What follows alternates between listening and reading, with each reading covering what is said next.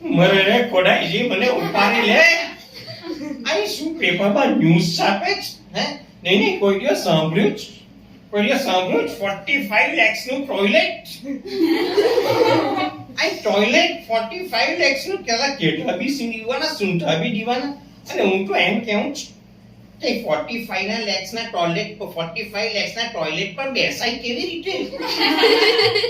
જીવ કેમ ચાલે? અને ભૂલે ચૂકે બેસી પણ ગયા તો નીકળે કેવી રીતે?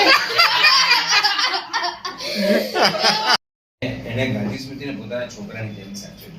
ગાંધી સ્મૃતિ ભવન એટલે ઇટ ઇઝ અ ગુજરાતનું નંબર 1 ઓડિટોરિયમ કહેવાય.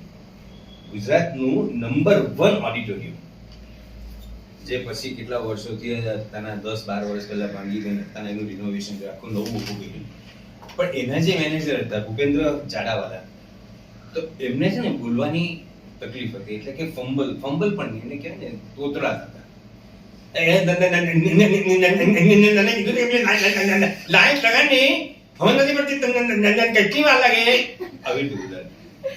આ હું બરાબર નથી બોલી શકતો, પણ સુરતના મારા બે ચાર મિત્રો જે કલાકાર તે લોકો બહુ સરસ બોલતા હતા.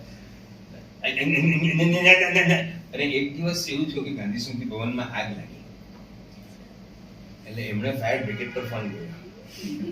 ફોન કરીને એમણે કીધું ફોન કરીને ગાંધી સ્મૃતિ ચાલો આગ લાગી.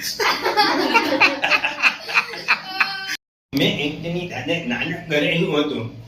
અહીં એ મહાકથા પણ બહુ સરસ બોલે, અને એ આખો ચાલતું હરતું ફરતું નાટક છે. એનું નામ છે શૈલેન્દ્ર મંડલે છે.